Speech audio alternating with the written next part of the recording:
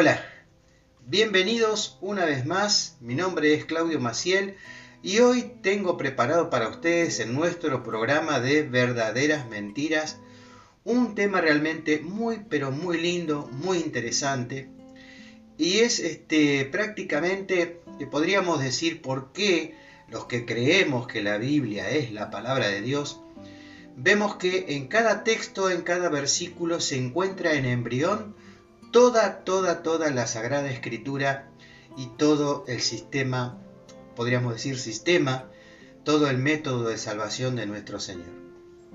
Así que vamos a ir directamente al video y después lo comentamos. El pecado original del Edén fue el robar el diezmo. Dios le dijo a Adán: toda esta tierra es tuya, tiene todos los recursos que tú necesitas, pero hay una cosa que no me puedes tocar, es lo que es mío. El árbol del conocimiento del bien y el mal representa o simboliza el diezmo. Atemorizarla y decirle: si usted no da el diezmo, se va con tu ropa para el infierno. Y la gente se asusta y dice: pues vamos a dar el diezmo. Pero yo quiero tratar de escudriñar las Sagradas Escrituras con todos ustedes. ¿Para quién era el diezmo? Vamos a ver. Cuando acabado de separar el diezmo de todas tus cosechas y se lo hayas dado al levita. Primero, ¿para quién era el diezmo? Al levita, a la tribu de Leví, o sea, a los sacerdotes. Los sacerdotes venían de la tribu de Leví. Los hijos de Israel tenían su herencia. Su padre le repartió la herencia, menos a la tribu de Leví. No tenían herencia. Su herencia era Dios. Dios los iba a alimentar. ¿Y con qué los iba a alimentar Dios? Con el diezmo. Entonces, los sacerdotes no tenían sueldo, no tenían nada. Entonces el pueblo los alimentaba, les daba comida. ¿Cómo? Llevaban el diezmo a la casa de Dios y de ahí primero comían los sacerdotes. Segundo, ¿para quién más era el diezmo? Al forastero. Era para la gente que venía de otros lugares. Para el forastero. ¿Para quién más era el diezmo? A la viuda. Era para la viuda. Ya había muerto su esposo, no tenía, el papá y la mamá ya lo habían sacado de la casa, ya vivía, era harina de otro costal y quedaba en el aire. Entonces tenían que alimentar a la viuda. ¿Y para quién más era el diezmo? Y al huérfano. Y al huérfano. Aquí está claro, la Biblia presenta para quién era el diezmo. En ninguna parte ustedes leyeron que era para el pastor evangélico.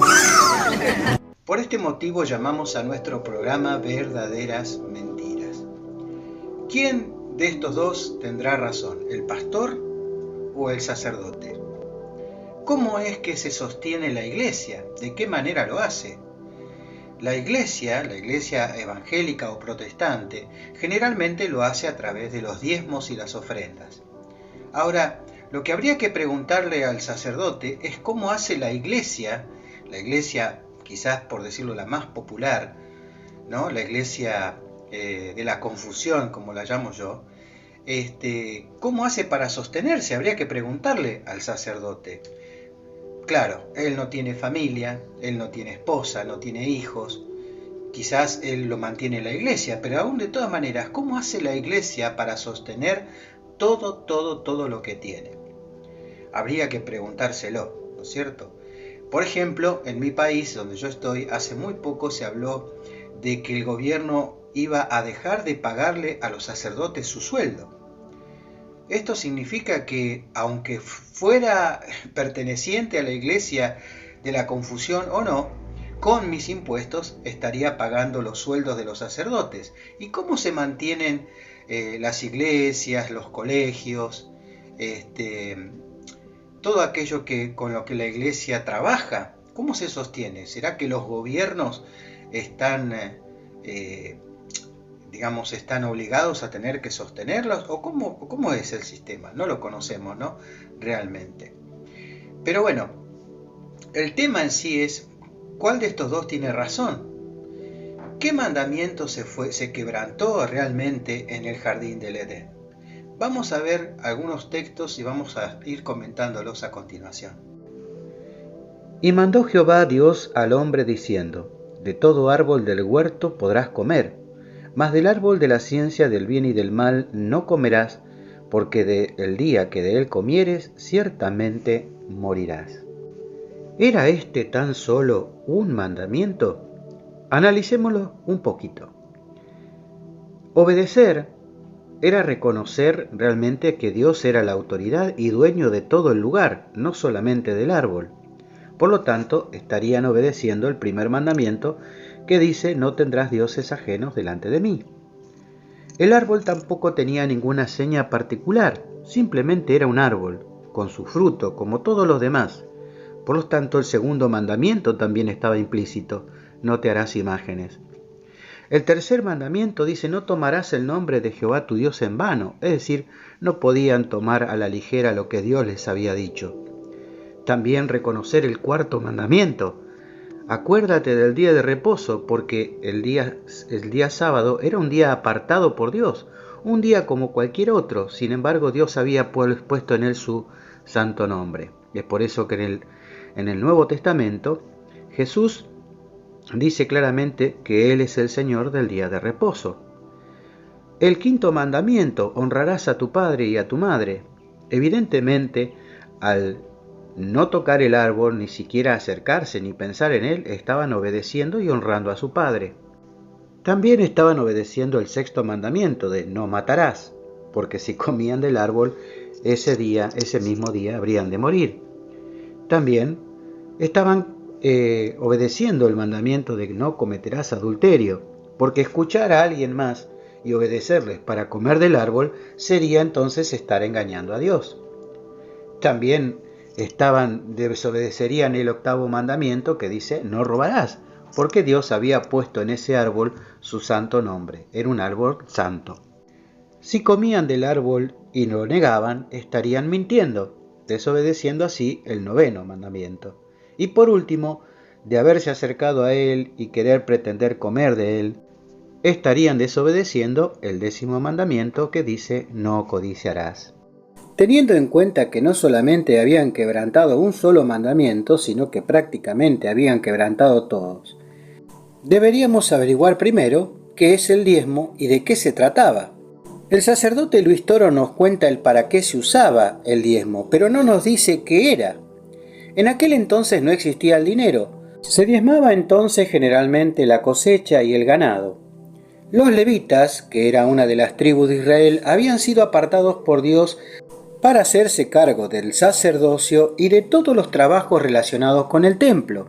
Y al igual que hoy, Dios se aseguró de que no faltase lo necesario para los pobres, en este caso los huérfanos y las viudas, teniendo en cuenta también al extranjero que pasaba por las tierras de Israel.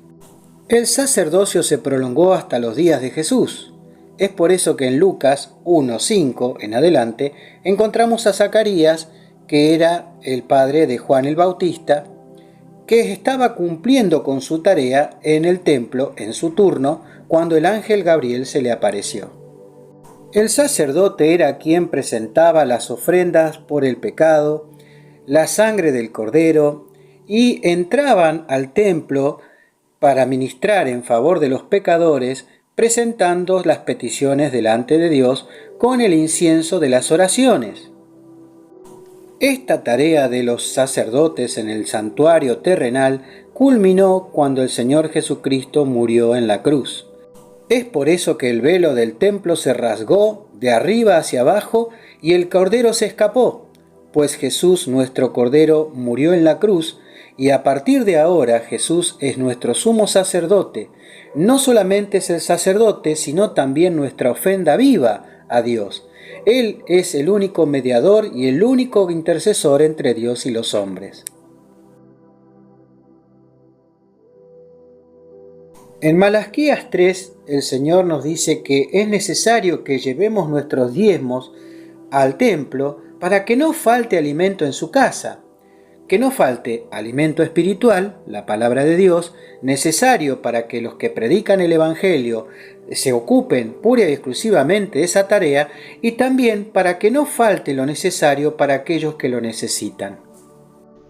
El mismo principio aparece en el Nuevo Testamento en el sermón maestro de nuestro Señor Jesucristo, el Sermón del Monte. En Mateo 6:33 dice: buscad primeramente el reino de Dios y su justicia, y todas estas cosas os serán añadidas. Finalmente, entonces, concluimos que Dios es el creador y el sustentador de todo. Por lo tanto, inclusive nosotros mismos no somos dueños de nosotros. Él nos regaló todas las cosas, Él nos dio todas las cosas. Solo requiere de nosotros una pequeña parte de devolvérsela, pero no para Él porque Él la necesite, sino porque Él quiere que nosotros seamos sus ayudantes, colaboradores, que aprendamos a ser generosos y que confiemos en Él, aun cuando no sabemos en qué va a terminar aquello. Porque nosotros, cuando devolvemos los diezmos, no sabemos exactamente en qué o para qué. Nosotros tenemos que confiar en nuestro Dios. Es cierto también que hay pastores que en lugar de apacentar las ovejas, hay pastores que se las comen, ¿no es cierto? Pero también hay cosas difíciles de entender en cuanto al sacerdocio, porque hoy ni siquiera deberían de existir los sacerdotes, ya que nosotros tenemos nuestro sumo sacerdote que trabaja, que ministra en el santuario celestial, en aquel santuario no hecho por mano humana, no de esta creación, sino en el verdadero templo de Dios que se encuentra en el cielo. Allí donde nuestro Señor Jesucristo está intercediendo por nosotros, ofreciéndose a sí mismo, ya que Él ahora no solamente es nuestro sumo sacerdote, sino también la propia ofrenda por el pecado. Así que, queridos amigos, espero que pronto los pueda volver a ver, espero que haya quedado claro. El pastor no estaba mintiendo, el sacerdote estaba diciendo unas verdades a medias. Así que espero volver a verlos en nuestro próximo programa de Verdaderas Mentiras. No te olvides de suscribirte, pero fundamentalmente no te olvides de darle like al video para que el algoritmo de YouTube lo replique y muchos más sean beneficiados con el contenido de la palabra de Dios. Así que los espero en un próximo video. Que Dios los bendiga.